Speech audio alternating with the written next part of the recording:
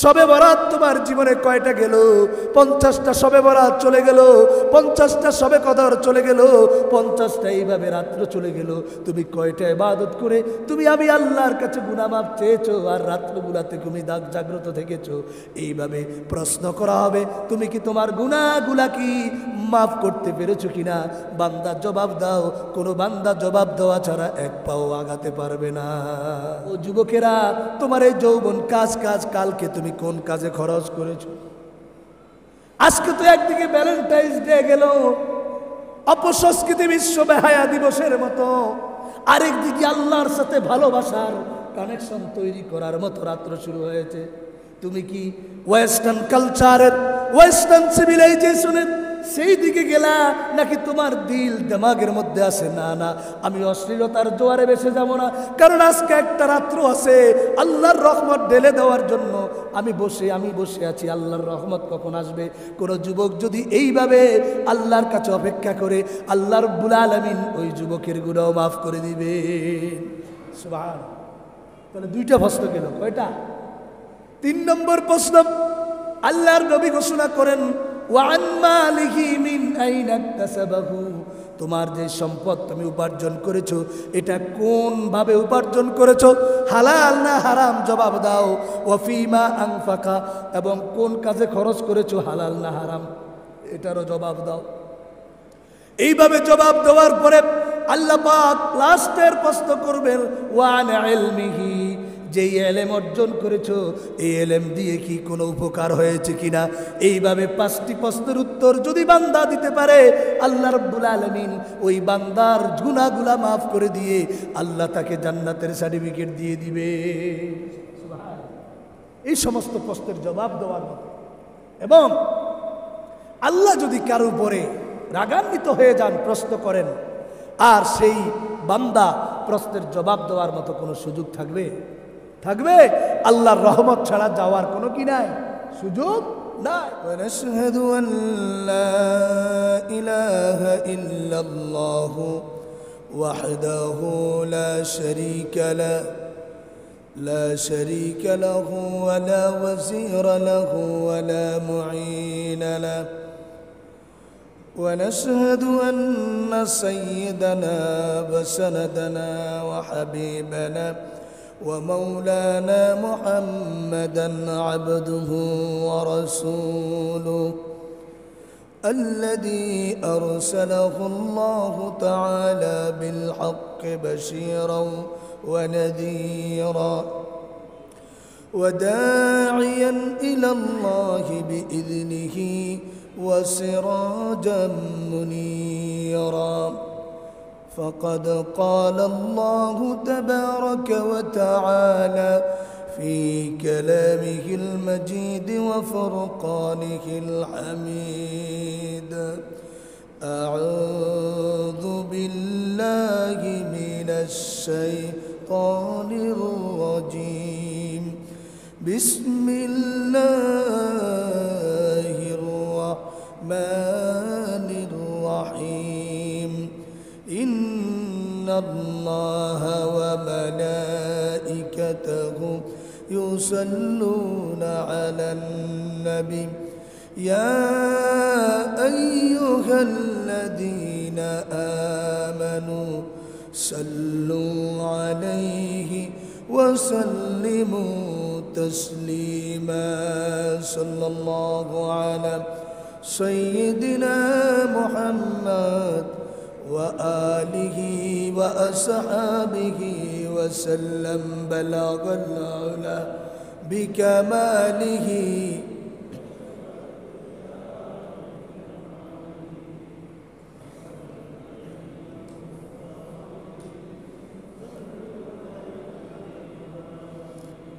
সবাই মহব্বতের সাথে আওয়াজ দিয়ে বলি বালাগাল আলা বিকামালিহি কাশাফাদ দুজা বিজামালিহি হাসনাত জামিউ খিসালিহি. মুঝে কুছ মিলে या না মিলে अगर मोहम्मद मिले यानी वो शई जिससे अल्लाह मिले बलगल उला बिकमालिही कशफत दुजा बिजमालिही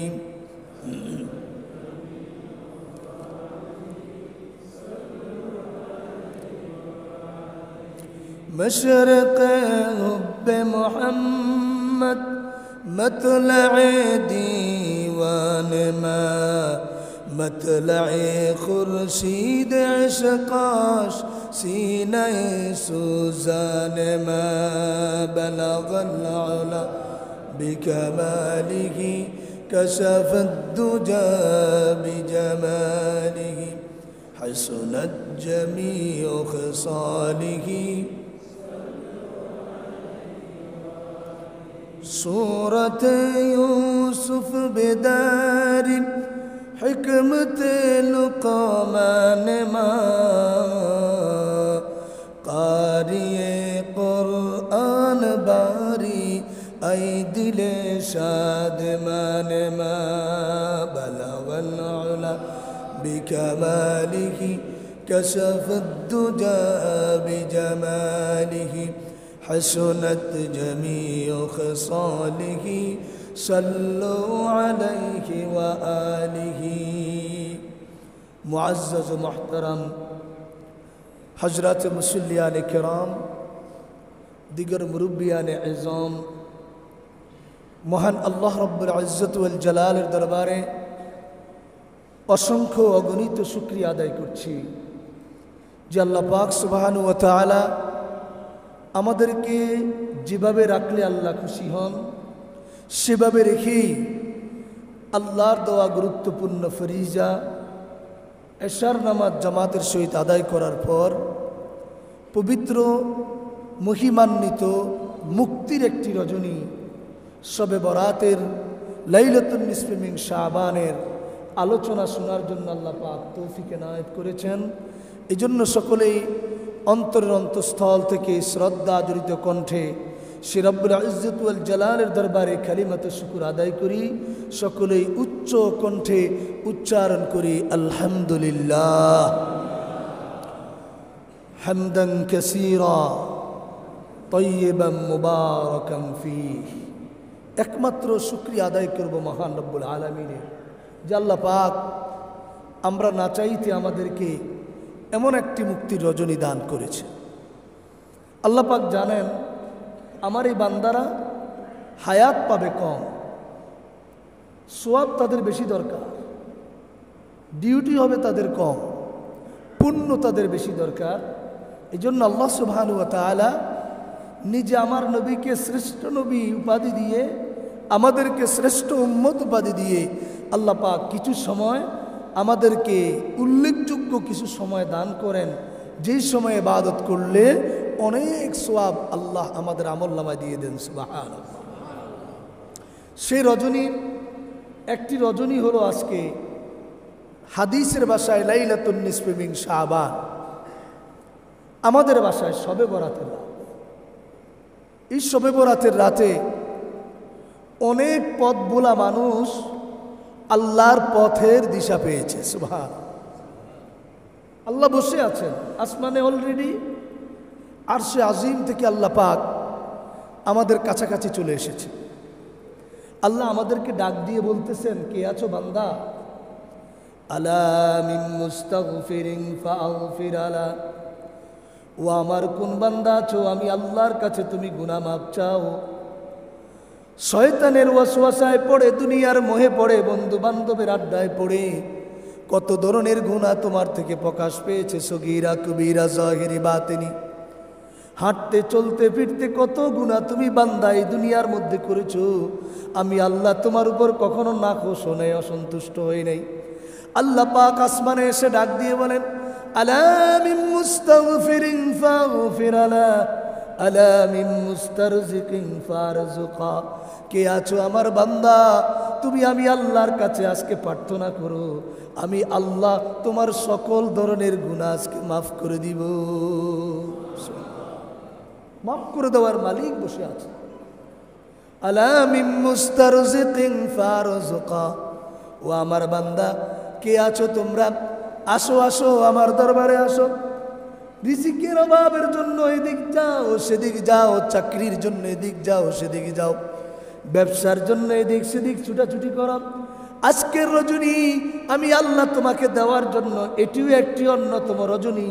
আমি আল্লাহ তোমাকে ডাক দিয়ে বলতেছি, বান্দারে আমি আল্লাহর কাছে কোরআন তেলাওয়াতের মাধ্যমে চাও, জিকিরের মাধ্যমে চাও, আমি আল্লাহর তাহমিদ তাহলিল হামদ বয়ান করার মাধ্যমে আমি আল্লাহর কাছে চাও, আমি আল্লাহ তোমার চাকরি বাকরি ব্যবসা বাণিজ্য উন্নতি দিয়ে দিব।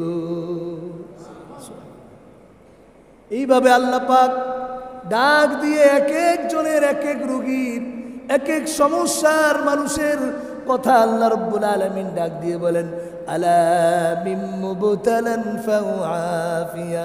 কে আছো রে আমার বান্দা? আমি আল্লাহর কাছে তুমি কোন মুসিবতে আছো আমি আজকে চাও, আমি আল্লাহ তোমার মুসিবতগুলাকে সমাধান করে দিব। সুবহানাল্লাহ।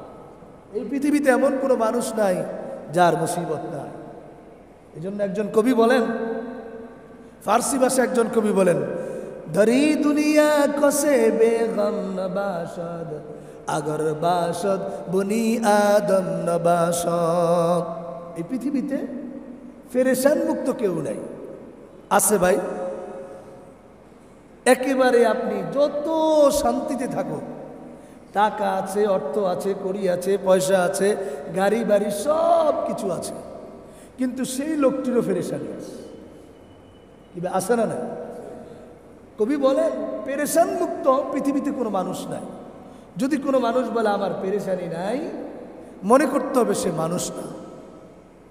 যারা আল্লাহওয়ালা মানুষ তাদের একটা পেরেশানি আছে, কিভাবে আমল বাড়াবো, কিভাবে জান্নাত কামাবো। দুনিয়াটাই পেরেশানির জায়গা। আল্লাহ বলেন এই দুনিয়াটাকে, আল্লাহ রসুল বলেন আমি খ্যাত স্বরূপ, খ্যাত হিসাবে এই দুনিয়াকে সৃষ্টি করেছি। সুবহানাল্লাহ। আখিরাত কামাই করার জন্য। যে খেতে যে নামবে, চাষাবাদ যে করবে, পানি সেচ যে দিবে, জমির যে মালিক, পার্টিলাইজ যে করবে, যে যেভাবেই করো, প্রত্যেকটা মানুষের এই জমি চাষের পিছনে পেরেশানি আসে না নাই। এই জন্য বলেন আল্লাহর রাসূল, আদ-দুনিয়া মাজরাতুল আখিরাহ। ও আমার উম্মতেরা, এই দুনিয়া হলো তোমার আখিরাত কামাই করার জন্য, ফসল বোনার জন্য।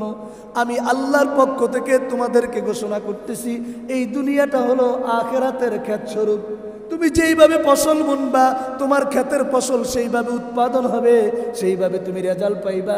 আখিরাতের ময়দানে সেভাবে তোমাকে উপস্থাপন করা হবে। আর ক্ষেতকে যদি তুমি ফসল না ফলায়, ফার্টিলাইজ না কইরা, ওই ক্ষেতকে যদি এভাবে তুমি পেরেশান, এইভাবে তুমি অনাবাদি ফেলায় রাখো, যেখান থেকে কোনো ফলের আশা করা যায় না, তুমি একদিন চলে যাইবা আসরের ময়দানে, আখিরাতের ময়দানে তোমার আমলনামা দেখা হবে, তোমার আমলনামায় কিচ্ছুই পাওয়া যাবে না। এই জন্য রসুল বলেছেন আদ-দুনিয়া মাজরাতুল আখিরাহ। এই দুনিয়া হলো আখিরাতের ক্ষেত স্বরূপ। আমরা কামাই করার জন্য, চাষ করার জন্য এই দুনিয়াতে আমরা এসেছি। অবহেলায়, হেলায় খেলায় এই সময়টুকুকে যদি কেউ ক্ষেতের মধ্যে গিয়ে সারাদিন ঘুমায় কাটায় দেয়, ফসল না বুনে, এই লোকটি ওই যেদিন ক্ষেতের ফসল উঠবে সেদিন যেমন আফসোস করবে। ও ভাইয়েরা আমার আপনার সময়টা ওই ক্ষেতের মধ্যেই চলতেছে। যদি হেলায় খেলায় কাটিয়ে দিই, একটা শবে বরাত পেলাম, একটা শবে কদর পেলাম, কয়েকটি শরীয়তের মর্যাদা মহিমান্বিত রাতগুলা পেলাম, কিন্তু কোনোভাবে আমি আমল করলাম না, তাহলে ওই লোকের মতো আমি আফসোস করতে হবে যেদিন প্রত্যেকেই ফসল বুনে তার বাসায় নিয়ে যাবে, নবান্ন উৎসব হবে, সেদিন আমার মুখে পেরেশানি ছাড়া, আমার চেহারার মধ্যে পেরেশানি ছাড়া আর কিছুই থাকবে না। হাসরের ময়দানকে ফিকির করো, আমি আমার জীবন, আমার দেওয়া, আল্লাহর দেওয়া এই জীবনকে আমি কোন কাজে খরচ করেছি। এই জন্য রাসূল করিম সাল্লাল্লাহু আলাইহি ওয়াসাল্লাম বলেন, ও আমার উম্মতেরা, তোমাদেরকে এই সুবর্ণ সুযোগগুলা কেন দেওয়া হয়? তোমাদেরকে শবে বরাত, শবে কদর, এইভাবে মহিমান্বিত মুক্তির রজনীগুলা কেন দেওয়া হয়? কারণ কাল কিয়ামতের ময়দানে আল্লাহ রাব্বুল আলামিন প্রত্যেকটি মানুষকে 5টা প্রশ্ন করবেন। এই 5টি প্রশ্নের উত্তর দেওয়া ছাড়া কেউ এক পাও নাড়াতে পারবে না। হাদিসে এসেছে, সহিহ হাদিসে এসেছে, ওয়াকাল আন-নবী সাল্লাল্লাহু আলাইহি ওয়াসাল্লাম, লা তাজুলু কদামা আবদিন, আল্লাহর নবী বলেন কোন বান্দা তার এক পা হাসরের ময়দানে আল্লাহর সামনে থেকে নাড়াতে পারবে না যতক্ষণ পর্যন্ত হাত্তা ইউসআলান খামসিন, এই 5টা প্রশ্নের উত্তর সঠিকভাবে দিতে না পারবে। সর্বপ্রথম প্রশ্ন আল্লাহ রাব্বুল আলামিন ওই বান্দাকে করবেন আন উমরিহি ফীমা আফনা। হায় হায়, এই প্রশ্নের জবাব দিতে গেলে তো সব বান্দা আটকে যাবে। এখানে কোনো মোল্লা মৌলবী কোনো ভাগ নেই, এখানে সাধারণ জনগণ ভাগ নেই, এখানে বিত্তশালী সম্পদশালী ভাগ নেই। প্রশ্ন করা হবে তোমার এই 60 বছর 40 বছর 70 80 বছর বান্দা, তোমাকে আদর করে আমি আল্লাহ দান করেছি, এই হায়াতটুকু তুমি কোন কাজে ব্যয় করেছো? কয়টা রাত্র তুমি ইবাদত করেছো? শবে বরাত তোমার জীবনে কয়টা গেল? 50টা শবে বরাত চলে গেল, 50টা শবে কদর চলে গেল, 50টা এইভাবে রাত্র চলে গেল। তুমি কয়টা ইবাদত করে তুমি আমি আল্লাহর কাছে গুনাহ মাফ চেয়েছো, আর রাত্রগুলাতে তুমি জাগ্রত থেকেছো? এইভাবে প্রশ্ন করা হবে তুমি কি তোমার গুনাহগুলা কি মাফ করতে পেরেছো কিনা? বান্দা জবাব দাও। কোনো বান্দা জবাব দেওয়া ছাড়া এক পাও আগাতে পারবে না।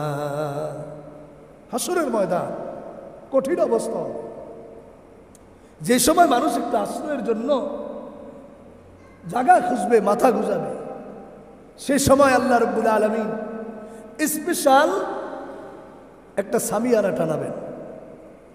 যারা মরুভূমিতে গেছেন অথবা আমাদের দেশে তীব্র গরমে, প্রচণ্ড গরমে যখন মাঠ একেবারে ফেটে যায়, কি অবস্থা তখন হয়, মানুষ একটু গাছের ছায়া খোঁজে।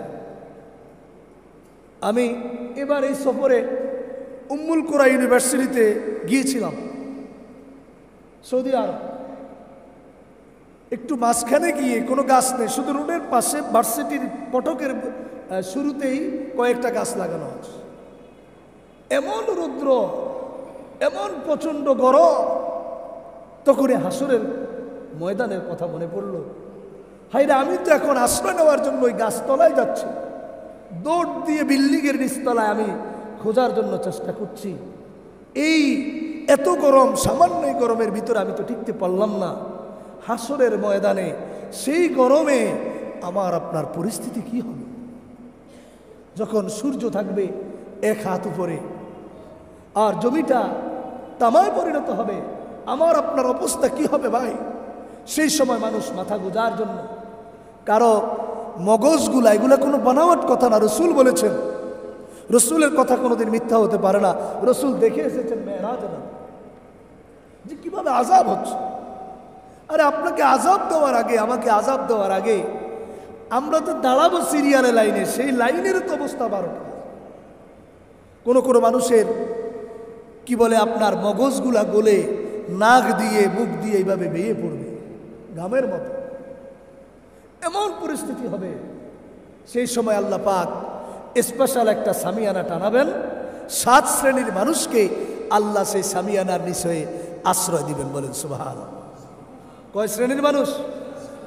আল্লাহর নবী, প্যারা নবী হাদিসে পাকে ঘোষণা করেন, ওয়াকালান নবী সাল্লাল্লাহু আলাইহি ওয়াসাল্লাম, সাবআতু ইউযিল্লুহুমুল্লাহু ফি যিল্লিহি ইয়াওমা লা যিল্লা ইল্লা যিল্লু। আল্লাহ রসুল ঘোষণা করেন 7 শ্রেণীর মানুষকে সেই সময় আল্লাহ রাব্বুল আলামিন তার আরশের নিচে ছায়া দান করবেন, যে আরশের নিচে ছায়া পাওয়ার কারণে তার শরীরের মধ্যে আর কোনো গরম এবং অশান্তি অনুভব হবে না। সুবহান। কত শ্রেণীর মানুষ?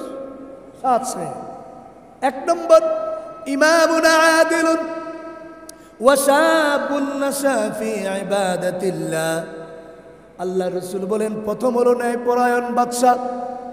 2 নম্বর হলো যারা জীবনকালকে ইবাদতের মধ্যে কাটিয়েছে, এমন শবে বরাত পেয়েছে, শবে কদর পেয়েছে।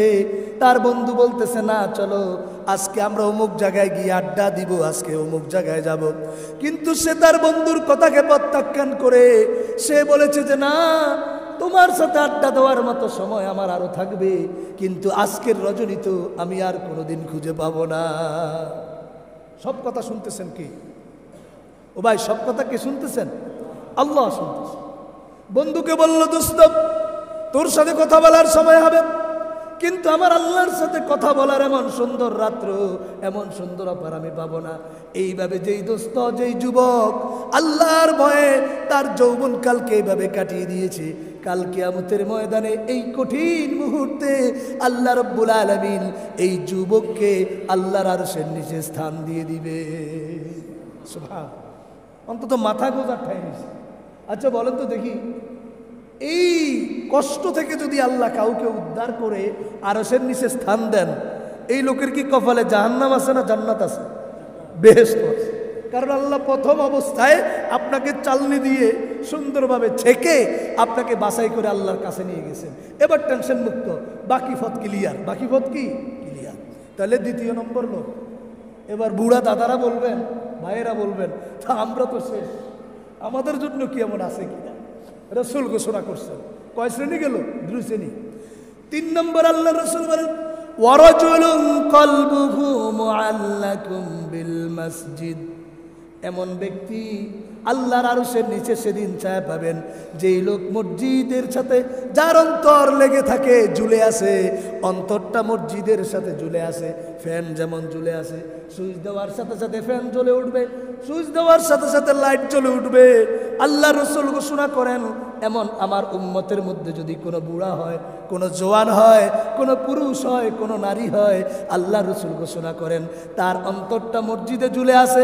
কখন আজান দিবে, মুয়াজ্জিনের আজান শোনার সাথে সাথে জমাতে কখন শরীক হবে, কখন ডাক আসবে, আল্লাহর কখন ডাক আসবে, শবে বরাতের সময়, শবে কদরের সময়, এই ডাক সে শোনার সাথে সাথে অপেক্ষায় আছে। এমন যুবককেও, এমন বৃদ্ধকেও, এমন বোনকে, এমন মাকেও আল্লাহ রাব্বুল আলামিন কাল কিয়ামতের ময়দানে, এই হাসরের ময়দানে আল্লাহ তার আরশের নিচে ছায়া দিয়ে দিবে। রাসূল বলেছেন। কে বলেছেন? রাসূল বলেছেন। 3 নম্বর, 3 শ্রেণীর মানুষ। 4 নম্বর আল্লাহ রাসূল সাল্লাল্লাহু আলাইহি ওয়াসাল্লাম বলেন, 4র্থ নম্বর ওই ব্যক্তি আল্লাহর আরশের নিচে ছায়া পাবেন, যেই ব্যক্তি নিজের ডান হাতে খরচ করেছে, বাম হাতেও বলতে পারেনি। আল্লাহর ঘর মসজিদে খরচ করেছে, মাদ্রাসায় এতিমখানায় খরচ করেছে, মিসকিন অসহায় মানুষের জন্য খরচ করেছে, আর তার বাম হাতও খবর পায়নি। এর মানেই হলো কাউকে জানাই নাই, একমাত্র আল্লাহ দেখেছে, আল্লাহ জেনেছে।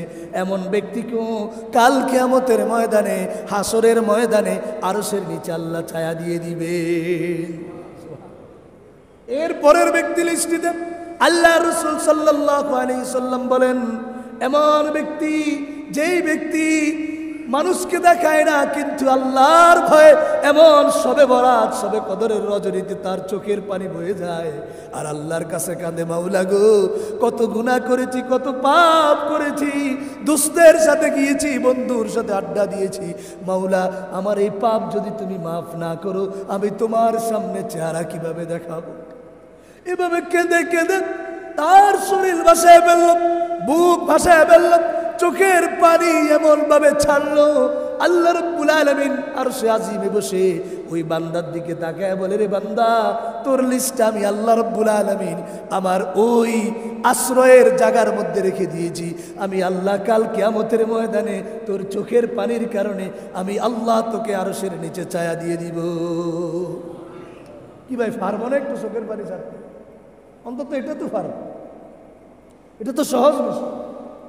একটু চোখের পানি যদি আল্লাহর জন্য আজকে রাত্রে ছাড়ি, এইভাবে ফজিলতপূর্ণ রাত্র আরো আসতেছে, এই রাত্রগুলোতে যদি ছাড়ি, আল্লাহর কাছে যদি একটা রাত্রের ফজিলতপূর্ণ পানি কবুল হয়ে যায়, আমার আপনার জীবনে আর কিছু দরকার নেই। আল্লাহ এইভাবে রাসূল বলেছেন। শুধু তাই নয়, আরো ওই ব্যক্তি আরশের নিচে ছায়া পাবে, যেই লোকটি সে পুরুষ হোক, তাকে একজন নারী ডাকতেছে, আসো আসো, তার সাথে অশ্লীলতার জন্য কোনো নারী ডাকতেছে, অথবা কোনো নারীকে কোনো পুরুষ তার সাথে অশ্লীলতার জন্য ডাকতেছে। এই লোক চিন্তা করলো আর বলতেছে, না না, এটা আমার দ্বারা সম্ভব নয়। ও বলল যে এখন তো কেউ দেখবে না, জজ নাই, আদালত নাই, পুলিশ নাই, কোনো ধরনের সিসি ক্যামেরা নাই, তোমার স্ত্রী নাই, তোমার আপনজন কেউ নাই। কিন্তু এই লোকটি পুরুষ হলে সে তার ওই মহিলাকে বলল, মহিলা হলে ওই পুরুষকে বলল, সৌন্দর্য আল্লাহ রাসূল বলেন জাতা হাসাবি ওয়া নাসাব, সৌন্দর্য একজন নারী, সুন্দরী নারী ওই পুরুষকে ডাক দিল, আর সে তার সাথে বাক বিতণ্ডা করে বলল, না না, আমি তোমার সাথে অশ্লীলতায় যেতে পারবো না, কারণ এই মুহূর্তে আমার আল্লাহ আমাকে দেখতেছে। আল্লাহু আকবার। এটা যদি কেউ বিশ্বাস করে, কোন পুরুষ যদি নিজেকে এভাবে কন্ট্রোল করতে পারে, আল্লাহর রাসূল ঘোষণা করেন কাল কিয়ামতের ময়দানে হাসরের মাঠে আল্লাহ পাক ডেকে ডেকে নিয়ে আসবেন সবার কাছ থেকে, বিশাল কোটি কোটি মিলিয়ন বিলিয়ন মানুষের কাছ থেকে আল্লাহ পাক এইভাবে লিস্ট ধরে টান দিয়ে বলবেন, ওই অমুক এলাকা, সেখানে তো সারা বিশ্বের মানুষ থাকবে, মনে হয় থাকবে না? থাকবে। ওই বাংলাদেশের ওই দক্ষিণ খুলশিন অমুক জায়গার অমুক নাম অমুক ব্যক্তি, তুমি তাড়াতাড়ি মাঠের মাঝখান থেকে চলে আসো, আমার এই ছায়া তলে আশ্রয় গ্রহণ করো। এইভাবে আল্লাহ ডাক দিবেন। তো ভাই, আমরা কি সে আল্লাহর ডাকে সাড়া দিতে পারবো না? ইনশাআল্লাহ পারবো কিনা? সে আল্লাহ রাব্বুল আলামিনের রাসূল বলেন, আলা উমরিহি ফীমা আফনা, বান্দাকে যখন প্রশ্ন করা হবে তোমার এই পুরা হায়াতকে তুমি কোন কাজে ব্যয় করেছো, দ্বিতীয় নম্বর যুবকদেরকে প্রশ্ন করা হবে, ওয়া আন শাবাবিহি ফীমা আবলা, ও যুবকেরা তোমার এই যৌবন কালকে তুমি কোন কাজে খরচ করেছো। আজকে তো একদিকে ভ্যালেন্টাইন্স ডে গেল, অপসংস্কৃতি বিশ্ব বেহায়া দিবসের মতো, আরেকদিকে আল্লাহর সাথে ভালোবাসার কানেকশন তৈরি করার মতো রাত্র শুরু হয়েছে। তুমি কি ওয়েস্টার্ন কালচারের, ওয়েস্টার্ন সিভিলাইজেশনের সেই দিকে গেলা, নাকি তোমার দিল দিমাগের মধ্যে আছে না না আমি অশ্লীলতার জোয়ারে ভেসে যাব না, কারণ আজকে একটা রাত্র আছে আল্লাহর রহমত ঢেলে দেওয়ার জন্য আমি বসে আছি, আল্লাহর রহমত কখন আসবে। কোন যুবক যদি এইভাবে আল্লাহর কাছে অপেক্ষা করে, আল্লাহ রাব্বুল আলামিন ওই যুবকের গুনাহ মাফ করে দিবেন। সুবহানাল্লাহ। তাহলে দুইটা প্রশ্ন গেল, কয়টা? 3 নম্বর প্রশ্ন, আল্লাহর নবী ঘোষণা করেন, ওয়ান মালিহি মিন আইনা ইকতাসাবাহু, তোমার যে সম্পদ তুমি উপার্জন করেছো এটা কোন ভাবে উপার্জন করেছো, হালাল না হারাম জবাব দাও। ওয়া ফীমা আনফাকা, এবং কোন কাজে খরচ করেছো, হালাল না হারাম এটারও জবাব দাও। এইভাবে জবাব দেওয়ার পরে আল্লাহ পাক লাস্টের প্রশ্ন করবেন, ওয়ান ইলমিহি, যে এলেম অর্জন করেছো এই এলেম দিয়ে কি কোনো উপকার হয়েছে কিনা। এইভাবে 5টি প্রশ্নের উত্তর যদি বান্দা দিতে পারে, আল্লাহ রাব্বুল আলামিন ওই বান্দার গুনাহগুলা মাফ করে দিয়ে আল্লাহ তাকে জান্নাতের সার্টিফিকেট দিয়ে দিবে। এই সমস্ত প্রশ্নের জবাব দেওয়ার মতো। এবং আল্লাহ যদি কারো উপরে রাগান্বিত হয়ে যান, প্রশ্ন করেন, আর সেই বান্দা প্রশ্নের জবাব দেওয়ার মতো কোনো সুযোগ থাকবে? আল্লাহর রহমত ছাড়া যাওয়ার কোনো কি নাই, সুযোগ নাই। কেউ যদি চ্যালেঞ্জ করে আমি ইবাদত করে আমি জান্নাতে যাব, কোনো দিনও এটা পারবে? কোনো দিনও পারবে না। কারণ আল্লাহ যেই নেয়ামত আমাদেরকে দান করেছেন, এই নেয়ামতের আমরা কোনো দিনও আল্লাহর নেয়ামত পরিশোধ করতে পারবো না। এটা করোনা ভাইরাস আমরা বুঝছি, বিভিন্ন ভাইরাস আমরা বুঝছি। সুতরাং ভাইরা আমার, আজকে সেই রজনী আসছে, এই রজনীটা হলো আমাদের ইবাদতের রজনী। হাদিসে পাকে এসেছে, রাসূল করিম সাল্লাল্লাহু আলাইহি ওয়াসাল্লাম ঘোষণা করেন, যেই ব্যক্তি রজনী পাবে, এই রজনী পাওয়ার পরে সে যখন নাকি সুন্দরভাবে রজনীটাকে কাটাইল, কুমুলাইলা, সুন্দরভাবে কাটাইলা যতটুকু সম্ভব। যেহেতু এখন এশার নামাজ পড়ে ফেলেছি জমাতে, ফজরের নামাজও আমরা জমাতে আদায় করবো ইনশাআল্লাহ। পারবেন তো ইনশাআল্লাহ? কারণ হাদিসে এসেছে, যদি কোনো ব্যক্তি এশার নামাজ জমাতে আদায় করে, অর্ধেক রাত্র জাগ্রত থাকার ইবাদতের সওয়াব তার আমলনামায় দিয়ে দেওয়া হয়। আবার যদি ফজরের নামাজও পড়ে তো বাকি অর্ধেকের সওয়াব দেওয়া হয়। আমরা যেহেতু অর্ধেক রাত্রের সওয়াব কামায় ফেলেছি, আর বাকি অর্ধেকের জন্য আমরা অপেক্ষায় ফজরে থাকবো ইনশাআল্লাহ। এই বলে কি বয়ান শুনে বাসায় চলে যাব? কি ভাই, তো সব তো পুরো রাত্রে হয়ে গেল। সিবিট খাইলেন আর একটা কমলা খাইলেন, সিবিটের দাম 1 টাকা, একটা কমলা লেবু 20 টাকা।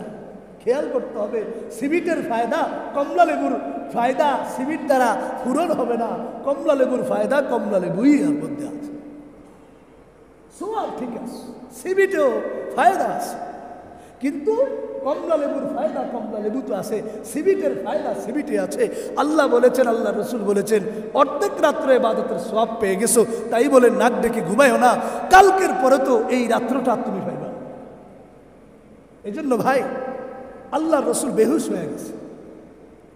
রসুল করিম এই রাত্রে ইবাদত করতে করতে, সিজদা দিতে দিতে আল্লাহর নবী বেহুশ হয়ে যাইতেছেন। লম্বা দীর্ঘ সেজদা, আল্লাহর সাথে কথা বলতেছেন। আমরা তো সেজদা দিতে জানি না, টুকটাক মুরগির আদার খাওয়ার মতো সেজদা দেই। এটা তো সেজদা নয়, সেজদার মধ্যে আল্লাহর সাথে কথা বলতে হবে, এমন বান্দা তৈরি হতে হবে। সেজদাটা আপনি যা চাইবেন তাই পাবেন। ফরজ নামাজের সেজদা নয়, নফল নামাজ আপনি যখন সেজদা দিবেন তখন আপনি বাংলাও দোয়া করতে পারেন। কোন নামাজ? নফল। কোন নামাজ? নফল। মনে মনে আপনি উচ্চারণ না করে আল্লাহর দরবারে দোয়া করলেন সেজদার মধ্যে, সেজদা বান্দা দেওয়ার সাথে সাথে আল্লাহ বান্দার কাছাকাছি হয়ে যায়। সুবহানাল্লাহ। সবচেয়ে বড় জায়গা হচ্ছে সেজদা। এই জন্য মাথা ঝুঁকানো কারোর সামনে জায়েজ নাই, এক আল্লাহ। রাসূল করিম সাল্লাল্লাহু আলাইহি সাল্লাম ইবাদত করতেছেন, সেজদার মধ্যে পড়ে আছেন। আম্মা যারা আয়েশা চিন্তা করলেন, ইয়া রাসূলুল্লাহ, ইয়া হাবিবাল্লাহ, আমি মনে করেছি আপনি দুনিয়া থেকে চলে গেছেন, আপনি মারা গেছেন। রসুলকে দীর্ঘ সময় সেজদার মধ্যে দেখে আম্মা জান আয়েশা পায়ের আঙ্গুলি ধরে একটু টান মারলেন। রসুল একটু নড়ে ছড়ে উঠলেন। নামাজ শেষ করার পরে আয়েশাকে জিজ্ঞাসা করলেন, আয়েশা রে, আঙ্গুল ধরে তুমি টান কেন মারছো? আয়েশা বললেন, ইয়া রাসূলুল্লাহ, ইয়া হাবিবাল্লাহ, আমি মনে করছি আপনি দুনিয়ার মধ্যে আর নাই। এত কষ্ট করার আপনার কি দরকার? আপনার তো আগের গুনাহ, পরের গুনাহ, সব গুনাহ মাফ করে দিয়েছেন। রাসূলের কোনো গুনাহ আছে ভাই?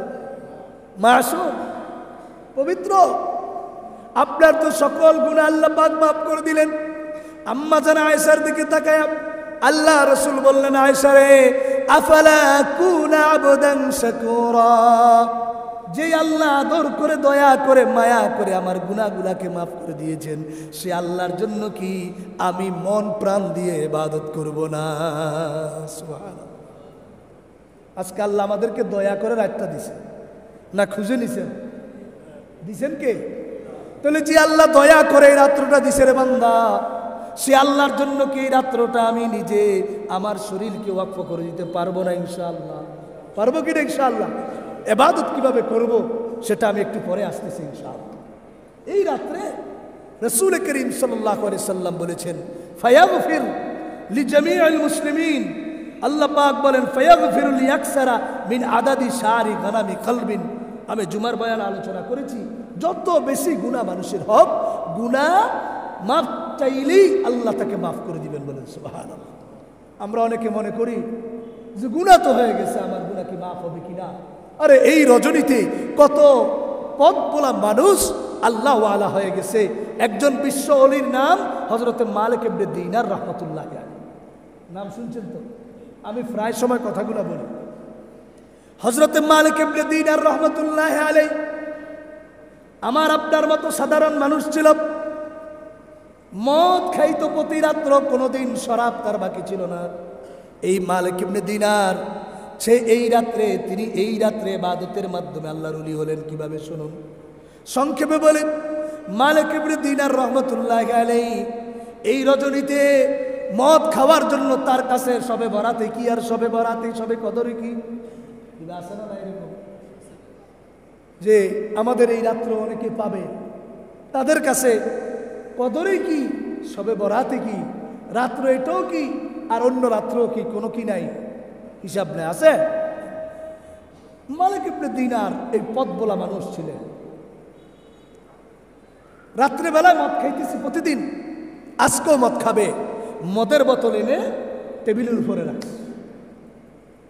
হঠাৎ করে মালিক ইবনে দিনার রাহমাতুল্লাহ আলাইহির মেয়ে খেলাধুলা করতে যায়, ছোট্ট মেয়ে খেলাধুলা করতে যায় মালিক ইবনে দিনারের এই মেয়ের আঘাতে মদের বোতল পড়ে মদ ভেঙ্গে গিয়ে মদের বোতল ভেঙ্গে মদ পড়ে গিয়েছে। বাবার মাথা তো খারাপ হয়। মালিক ইবনে দিনার রহমতুল্লাহ আলাইহি ঘুমায় গেলেন। মালিক ইবনে দিনার রহমতুল্লাহ আলাইহি হঠাৎ করে তার টেনশনে ঘুম চলে আসলো। হায় হায় রে, প্রতি রাত্রে মদ খায়, আজকে তো মদ খাইতে পারবো না, মদ পান করতে পারবো না। এমন অবস্থায় মালিক ইবনে দিনার ঘুমায় পড়ার পরে রাত্রেবেলা এসে স্বপ্নে দেখতেছে পুরা দুনিয়া কিয়ামত হয়ে গেছে, কিয়ামত কায়েম হয়ে গেল। বিশাল একটা অজগর সাপ মালিক ইবনে দিনারকে দংশন করার জন্য তাকে দৌড়াইতেছে আর দৌড়াইতেছে। স্বপ্নে দেখতেছে দৌড়ায়া দৌড়ায়া বিশাল পাহাড়ের কাছে সাপে নিয়ে গেল।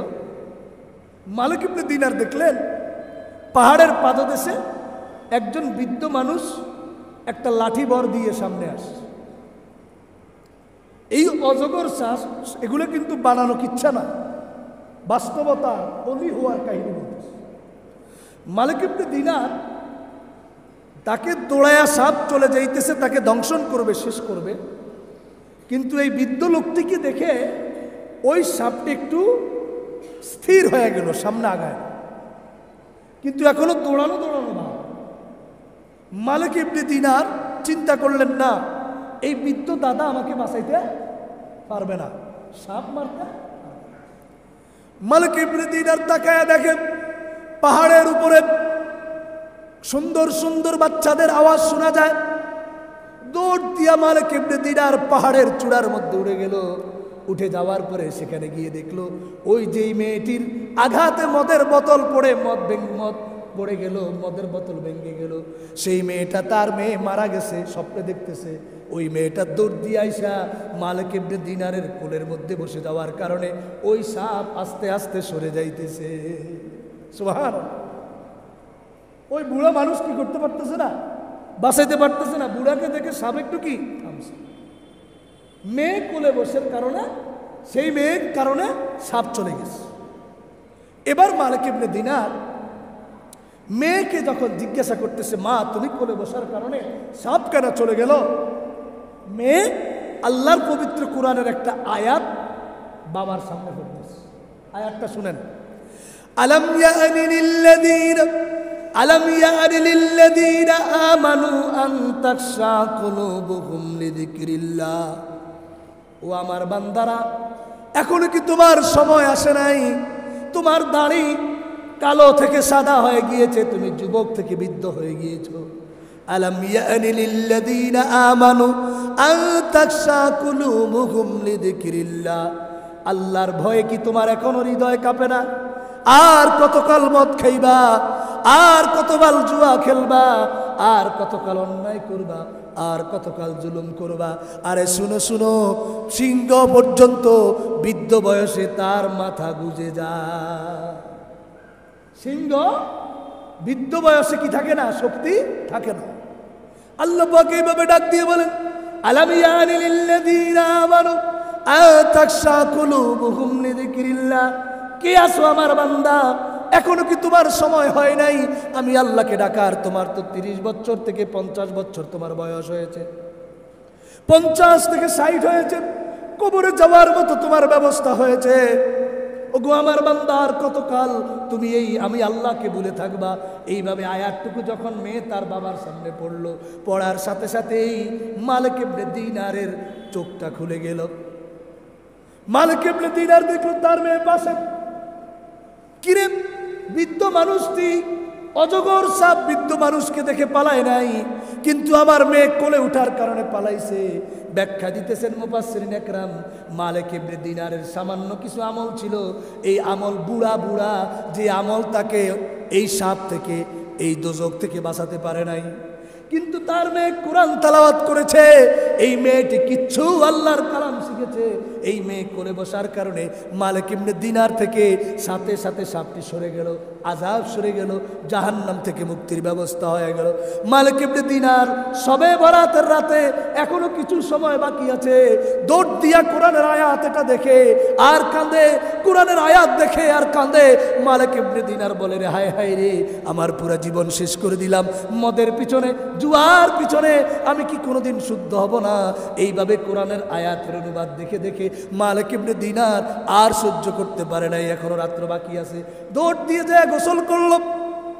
গোসল করার পরে মালিক ইবনে দিনার পবিত্র হয়ে আইসা মসজিদের মধ্যে এমন কান্দা দিল এই রাত্রে, এমন ভাবে কান্নাকাটি করে আল্লাহর কাছে গুনাহ মাফ চাইছে। ভাইয়েরা আমার, সেই মালিক ইবনে দিনার এত বড় পাপ করার কারণে এই রাত্রে মাফ চাওয়ার কারণে আল্লাহ তাকে মাফ করে দিয়ে বিশ্ব ওলির খাতায় তার নাম লেখায়া নিয়েছে। তো ভাই আমরা কি পারবো না? আমরা কি এত খারাপ? কই আমরা তো এত পাপ করি না। মালিক ইবনে দিনার যদি এই রাত্রে ইবাদতের মাধ্যমে আল্লাহর দরবারে মাফ চাওয়াইতে পারে, আমি আপনি কি আল্লাহর দরবারে আমার গুনাহ মাফ করাইতে পারবো না? কারণ আল্লাহ বসে আছেন। আল্লাহ ডাক দিয়ে বলেন, কুল ইয়া ইবাদিয়াল্লাযীনা আসরাফু আলা আনফুসিহিম লা তাকনাতু মির রাহমাতিল্লাহ ইন্নাল্লাহা ইয়াগফিরুদ যুনুবা জামিআ ইন্নাহু হুয়াল গফুরুর রহিম। আল্লাহ পাক ডাক দিয়ে বলেন, কুল, হে নবী আপনি বলে দেন, ইয়া ইবাদিয়াল্লাযীনা আসরাফু, ও আমার কোন বান্দারা আছো নিজের উপরে নৈরাশ হয়ে গেছো, দোয়া করো দোয়া কবুল হয় না, আছে না নাই? নৈরাশ হয়ে গেল, গুনাহগুলো মাফ হয় না, নৈরাশ হয়ে গেল। আল্লাহ রাব্বুল আলামিন ডাক দিয়ে বলেন, না না, আমি আল্লাহর কাছ থেকে তুমি নৈরাশ হইও না। তোমার অন্য সময় দোয়া কবুল হয় নাই বুঝেছি, আমি আল্লাহ তোমাকে আদর করে এই সবে বরাতের রাত্রে তোমাকে দান করলাম। বান্দারে, এই রাত্রে তুমি জুয়া খেলেছো, মাপ চাও, মদ খেয়েছো, মাপ চাও, অশ্লীল বেহায়াপনা বেলাল্লাপনায় জড়িত ছিলাম, মাপ চাও। আমি আল্লাহ আজকে তোমাকে মাফ করে দেওয়ার জন্য বসে আছি। সুবহান। এই জন্য পবিত্র কুরআনের মধ্যে আয়াত এসেছে, আল্লাহ রাব্বুল আলামিন বলেন, ইয়া আইয়ুহান নাসু তুবু ইলাল্লাহ, ইয়া আইয়ুহাল্লাযীনা আমানু তুবু ইলাল্লাহি তাওবাতান নাসুহা। পবিত্র কুরআনের 28 নম্বর পারার সূরা তাহরিমের 8 নম্বর আয়াতে বলেন, ও আমার ঈমানদাররা, ঈমানদারকে ডাক দিয়ে বলছে, কোনো কাফেররে বলেন, ইয়া আইয়ুহান নাস বলেন নাই, ইয়া আইয়ুহাল্লাযীনা আমানু বলেছেন, ও ঈমানদাররা, তুবু ইলাল্লাহি তাওবাতান নাসুহা, আমি আল্লাহর কাছে তুমি সঠিক তওবা করো, সঠিকভাবে তওবা করো, আমি আল্লাহ তোমার এই তওবার কারণে তোমার গুনাহগুলোকে মাফ করে দিব। সুবহানাল্লাহ। তাহলে আজকে রাত্রে আমাদের জন্য প্রধান কাজ হলো আমরা তওবা করা। কি করা ভাই? কারণ রমজান আসতেছে, এই তওবা আমরা আজকে সঙ্গী বানায় নিব ইনশাআল্লাহ। তওবার মানে কি? তওবা মানে শুধুমাত্র আপনি বললেন, গালে থাপড়ালেন, এটাই তওবা না। তওবার 4টা ধরন। তওবার কয় ধরন? তওবার নিয়ম 4টা। কয়টা? 4টা। ভালো করে খেয়াল করেন। 1 নম্বর তওবা, আপনি আমি যে গুনাহগুলো করছি এই গুনাহ আর জীবনে করব না, ছেড়ে দিব। সেই গুনাহ কি দিতে হবে? ছেড়ে দিতে হবে। কেউ জুয়া খেলছে, আজকে রাত্রে আপনি তওবা করে আল্লাহকে বলবেন, আল্লাহ জুয়া ছেড়ে দিলাম। কেউ কোনো কারণবশত মদের সাথে জড়িত ছিল, আজকে রাত্রে আল্লাহর দরবারে তওবা করে বলবেন, আল্লাহ আমি মদ ছেড়ে দিলাম। 1। দ্বিতীয় নম্বর, আর কোনোদিন জুয়া মদ এই অন্যায় হাতে নিব না ইনশাআল্লাহ। কয় নম্বর সূরত গেল? 3 নম্বর, আমি যে গুনাহটা করেছি এটা যে গুনাহ, এটা যে পাপ, এটা যে কত বড় মহা অন্যায়, আল্লাহর সামনে চেহারা দেখাবো কেমনে, এইভাবে শর্মিন্দা হইয়া আল্লাহর কাছে সারা রাত্র কাঁদা যে আল্লাহ আপনি তো জানেন আপনার কি গুনাহ, আপনি তো জানেন আপনার কি পাপ, এই শর্মিন্দা হওয়া। তাহলে 1 নম্বর গুনাহ ছেড়ে দেওয়া। বলেন তওবার নিয়ম। 1 নম্বর গুনাহ 2 নম্বর এই গুনার জীবনে, 3 নম্বর এই গুনার উপরে শর্মিন্দা হোক, 4 নম্বর যদি অন্য কোনো মানুষের হক মেরে থাকেন, বোনের, ভাইয়ের, বাবার, মায়ের, বন্ধু বান্ধবের, অন্য কারো যদি হক মেরে থাকেন সেই হককে পরিশোধ করে দিতে হবে। এই তাসুরতে যদি কোনো বান্দা এই রাত্রে, ফজিলতের রাত্রে তওবা করে, তো আল্লাহ তার তওবাকে কবুল করে নেবেন। বলেন সুবহানাল্লাহ। হাদিসে এসেছে, রাসূল কি বলেন শুনেন। وقال النبي صلى الله عليه وسلم يا أيها الناس توبوا إلى الله فإني أتوب في اليوم إليه 100 مرة। মুসলিম শরীফের হাদিস। আল্লাহর নবী ঘোষণা করেন, ও আমার উম্মতেরা শোনো, তোমরা আল্লাহর দরবারে তওবা করো, কারণ আমি নবী আল্লাহর দরবারে প্রতিদিন 100 বার তওবা করি। আল্লাহ, নবীর কি কোনো গুনাহ আছে? নবী তওবা করেন কেন? আমাদেরকে শিখাইতেছেন। আরেক হাদিসে এসেছে, রাসূল বলেন, وقال النبي صلى الله عليه وسلم التائب من الذنب كمن لا ذنب له। আল্লাহর নবী বলেন, যেই ব্যক্তি তার গুনাহ থেকে তওবা করে নিল, আল্লাহর রাসূল বলেন তার কোনো গুনাহ আর নাই। সুবহান। পারবো তো ইনশাআল্লাহ? কি ভাই, মালিক ইবনে দিনার যদি এই রাত্রে ওলি হইতে পারেন, আমার আপনার চেয়েও আরো সাধারণ মানুষ, তিনি যদি ওলি হইতে পারেন, ওলির দরজা কি বন্ধ আছে? নবীর দরজা বন্ধ। পৃথিবীতে আর কোনো নবী, আমার নবী শেষ নবী, কিন্তু ওলি হওয়ার দরজা বন্ধ নাই। কি বলে যান আব্দুল কাদের জিলানী রহমতুল্লাহ আলাইহি, তিনিও যেমন আল্লাহর ওলি ছিলেন, তার মতো ওলি হওয়া এই যুগও সম্ভব। এই যুগও কি সম্ভব? অসম্ভবের কিছু, কিন্তু নবী হওয়া যাবে না। এই হিসেবে আমাদের সকলের জন্য আজকে সুবর্ণ সুযোগ হলো, আমরা প্রত্যেকেই আজকে চেষ্টা করব আল্লাহর দরবারে পিছনের গুনার জন্য তওবা করব। ইনশাআল্লাহ করবো তো ইনশাআল্লাহ। এরপরে আমাদের কাজ হলো, আল্লাহ রাসূল বলেন ইস্তিগফার পড়ো। আস্তাগফিরুল্লাহ, বলেন আমার সাথে, আস্তাগফিরুল্লাহ, আস্তাগফিরুল্লাহ, আস্তাগফিরুল্লাহ, আস্তাগফিরুল্লাহাল্লাযী লা ইলাহা ইল্লা হুয়াল হাইয়ুল কাইয়্যুম ওয়া আতুবু ইলাইহি লা হাওলা ওয়ালা কুওয়াতা ইল্লা বিল্লাহিল আলিয়্যিল আযীম। আল্লাহর রাসূল বলেন, কেউ যদি এভাবে ইস্তিগফার করে, হাদিস এসেছে, وقال النبي صلى الله عليه وسلم من لزم الاستغفار جعل الله له من كل ضيق مخرجا ومن كل هم فرجا ورزقه من حيث لا يحتسب। আবু দাউদ শরীফের হাদিস। আল্লাহর নবী ঘোষণা করেন, যেই ব্যক্তি ইস্তিগফারকে লাজম করে নিল, সকাল সন্ধ্যা ইস্তিগফার পড়ল, শুধুমাত্র কিচ্ছুই পারল না, আর বলল আস্তাগফিরুল্লাহ। কি বলল?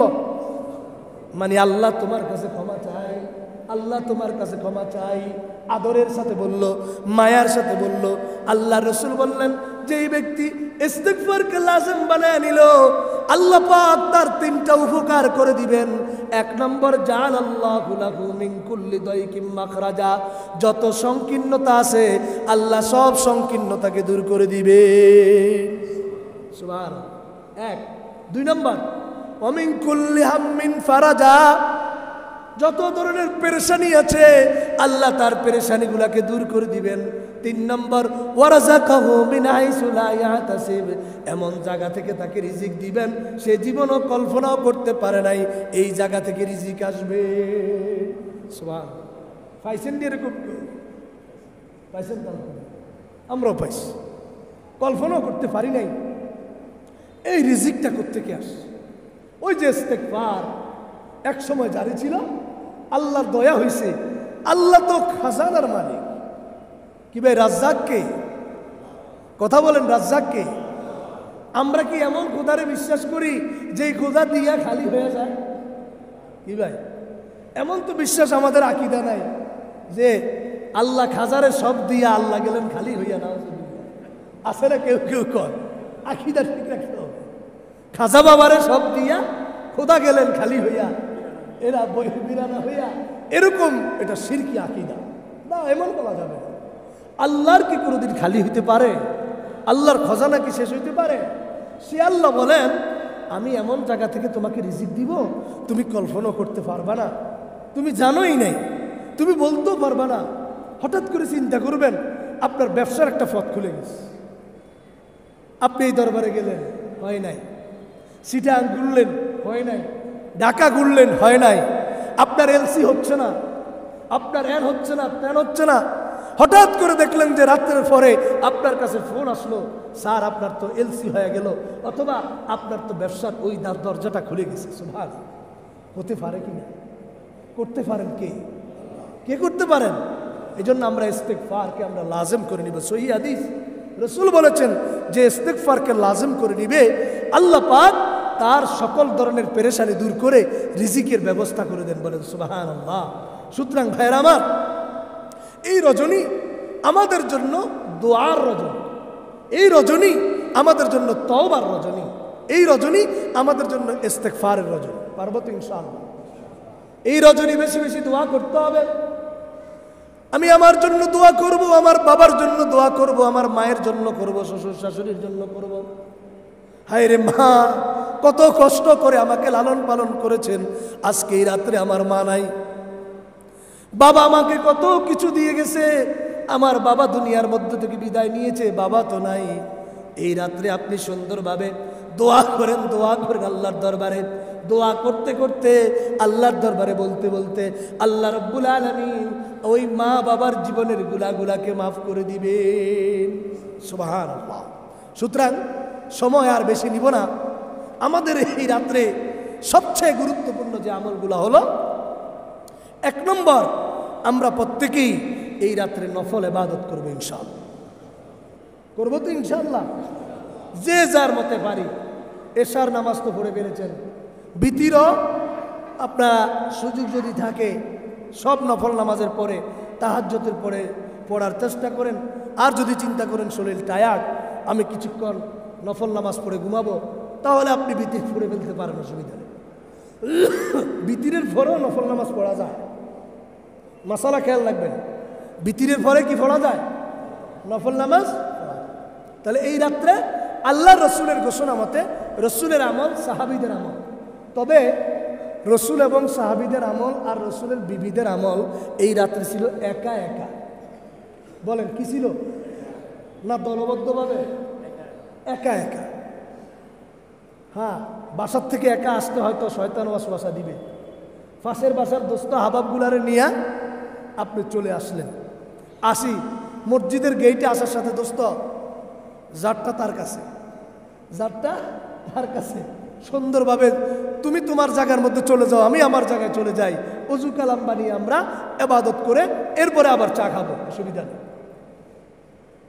এটা তো খারাপ কিছু না। জিমানি আসতেছে, একটু কোরআন তেলাওয়াত করলেন, 2 বন্ধু একসাথে হলে গল্প হবে, আড্ডা হবে, দেখানোর কিছু নাই। আপনি নিচতলায়, বন্ধু দোতলায়, আল্লাহর দরবারে আজকে বন্ধু হয়ে যাবেন।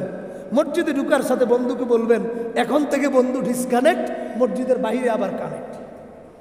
এইভাবে যদি আমরা করতে পারি, কারণ আল্লাহ রসুল এই রাত্রে ইবাদতে সাহাবীদেরকে ডাকেন না, একা একা বের হয়ে গেছে। আম্মাজান আয়েশাকে বলেছেন একা একা ইবাদত। তাহলে এই রাত্রে আমাদের জন্য সবচেয়ে বড় আমল হলো যেগুলো বললাম, দোয়া, ইস্তেগফার, তওবা। কি পারবো তো ইনশাআল্লাহ? এরপরে আমাদের জন্য সবচেয়ে বড় আমল হলো নফল ইবাদত করা। 2 রাকাত, 4 রাকাত। আমার মা বোনেরা বাসায় বসে আমরা নফল নামাজের নিয়ত করব, যে আমি 2 রাকাত নফল নামাজের নিয়ত করতেছি কাবলা রক আল্লাহ। শবে বরাতের 2 রাকাত নামাজ নিয়ত করতেছি, এটা নাই। শবে বরাতের কোনো কি নাই, এর কথাগুলো আমার বুঝছেন? শবে বরাতের নির্দিষ্ট কোনো নামাজ নাই, শবে কদরের নির্দিষ্ট কোনো নামাজ নাই, সলাতু লাইলাতুল কদর নাই, সলাতু শবে বরাত লাইলাতুল বারাত নাই। হ্যাঁ, শবে বরাতের রাতে, শবে কদরের রাতে নফল ইবাদত করার মতো ব্যবস্থা আল্লাহ রসুল রেখে দিয়েছেন। সুবহান। আমরা নিয়ত করে 2 রাকাত নফল নামাজ পড়লাম, আলহামদুলিল্লাহ সূরা পড়লাম, যে কোনো একটা সূরা মিলায় আপনি পড়ে এরপরে 2 রাকাত শেষ করে সালাম ফিরিয়ে আরো 2 রাকাত পড়লেন।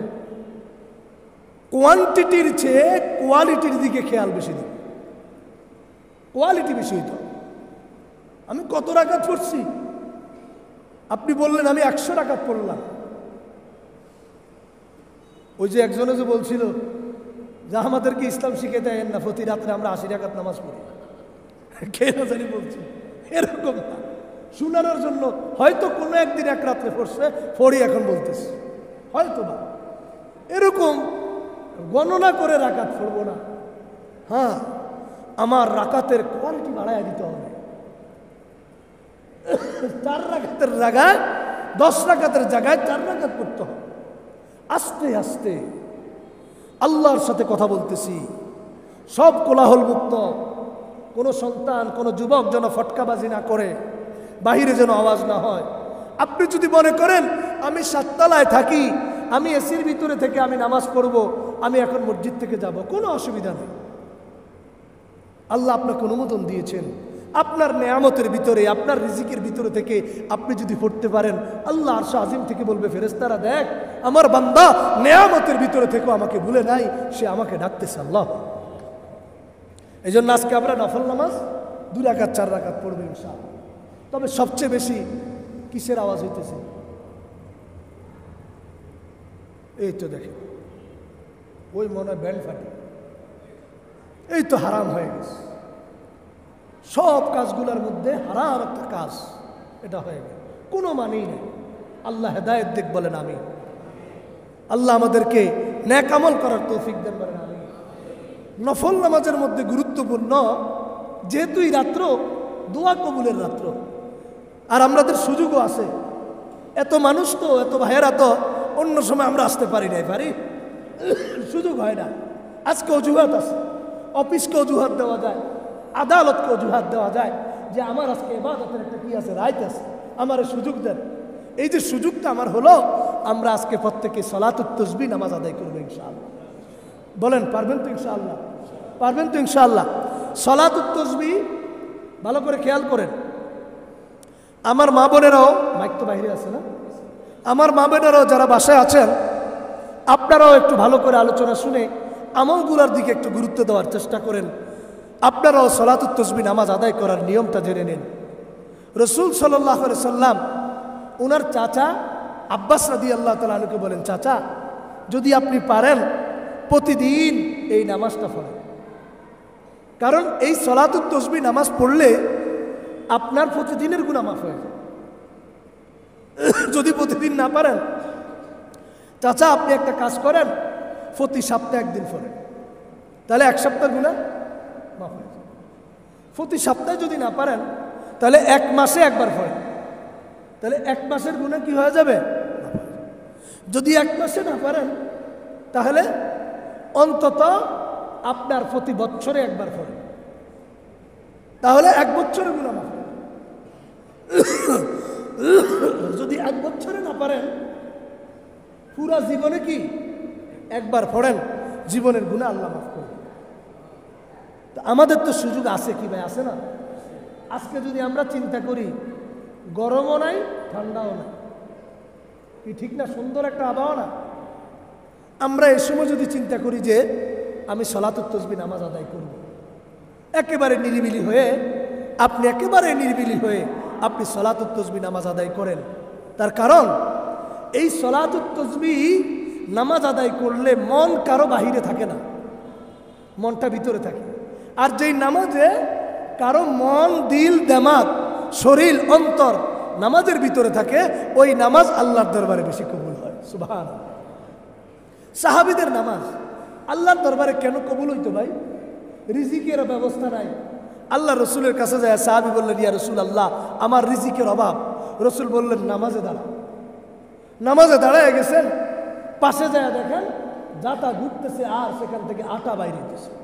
বলেন তো দেখি, আমাদের দেশের বর্তমান, আমাদের বিশ্বের বিজ্ঞান এখন কি বিশ্বাস করবে? জাতা নিজে না ঘুরাইলে কেমনে ঘুরে? কি ভাই, আল্লাহ যদি ঘুরান তাহলে ঘুরতে পারে। এখন বিজ্ঞান কিন্তু বিশ্বাস করে আল্লাহ ঘুরাইলে ঘুরতে পারে। এই ফাঁকাটা আপনি সুইচ অফ করে দিয়েছেন। আল্লাহ যদি বলেন না তোমার সুইচ অফ, আমি ঘুরাই দিব, ফাঁকা ঘুরবে কিনা? কারণ সব কিছুর একমাত্র মালিক কে? আল্লাহ। কে? আল্লাহ। সাহাবী একরাম রিজিকের অবস্থা নাই, দাঁড়ায় গেছেন, নামাজে রিজিক হয়ে গেছে। সাহাবা একরাম নামাজে দাঁড়াইছেন, হযরত আলী রাদিয়াল্লাহু তাআলা আনহু তীর খোলা যাচ্ছে না, নামাজে দাঁড়াইছেন, তীর খুলে ফেলছেন। হযরত আলী বলতে পারেন নাই যে তার তীর কোরআন দিয়ে খুলে ফেলছে। এমন অবস্থা ছিল। এই জন্য সালাতুত তাসবিহর মধ্যে একাগ্রতা বেশি থাকে। কি থাকে? একাগ্রতা বেশি থাকে। তো এই সালাতুত তাসবিহ আমরা প্রত্যেকেই পড়ার চেষ্টা করবো ইনশাআল্লাহ। ইনশাআল্লাহ। তো এবার নিয়মটা শুনেন। সালাতুত তাসবিহ আমার 4 রাকাত। কয় রাকাত? 4 রাকাতের মধ্যে প্রতি রাকাতে একটা তাসবিহ পড়তে হবে 75 বার করে। বলেন কয়বার? 75 বার। 4 75 কত? 300 বার। এই 4 রাকাতে এই তাসবিহটা 300 বার পড়তে হবে। তাসবিহটা কি? সুবহানাল্লাহি, আমার সাথে বলেন সুবহানাল্লাহি ওয়ালহামদুলিল্লাহি ওয়ালা ইলাহা ইল্লাল্লাহু আল্লাহু আকবার। পারবেন তো ইনশাআল্লাহ? বলেন।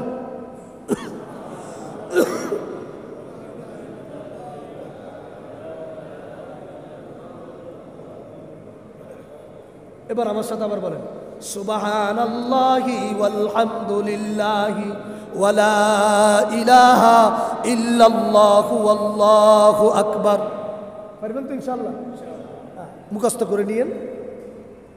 এরপরে শুনেন, এবার আপনি নিয়ত করলেন আমি সালাতুত তাসবিহ নফল 4 রাকাত নামাজ আদায় করতেছি, আল্লাহু আকবার। কেবলা রোকটোক বলার দরকার না। আপনি কোন দিকে দাঁড়াইছেন? না পূব দিকে, পশ্চিম দিকে? বলার দরকার নেই তো। এত কথা আল্লাহর বলতে হয় কেন? শুধু কোন নামাজ এটা একটু সিলেক্ট করলো।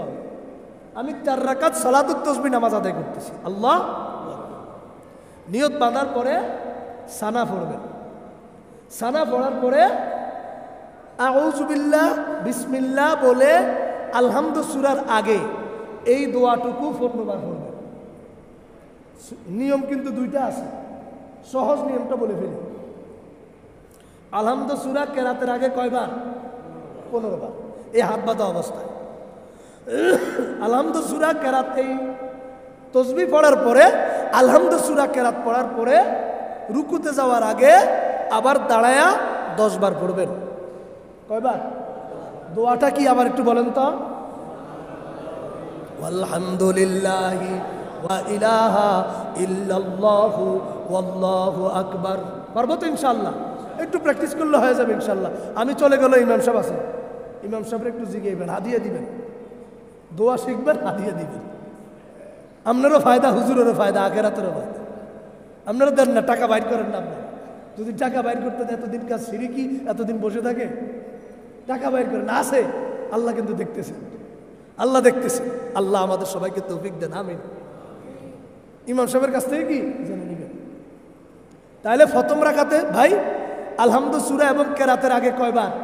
15 বার। কয়বার? রুকুতে যাওয়ার আগে কয়বার? 10 বার। কয়বার হয়েছে? এবার আল্লাহু আকবার বলে রুকুতে যাইবেন। রুকুত তাসবিহ আদায় করার পরে ওই রুকুতে থাকা অবস্থায় কয়বার? 10 বার। কত হলো? রুকুত তাসবিহ আদায় করার পরে এই সালাতুত তাসবিহ আদায় করার পরে রুকু থেকে সামি আল্লাহু লিমান হামিদা রব্বানা ওয়ালাকাল হামদ বলি 10 বার। দাঁড়ায় দাঁড়ায় কয়বার? 10 বার। তাহলে কয়বার হলো? 45।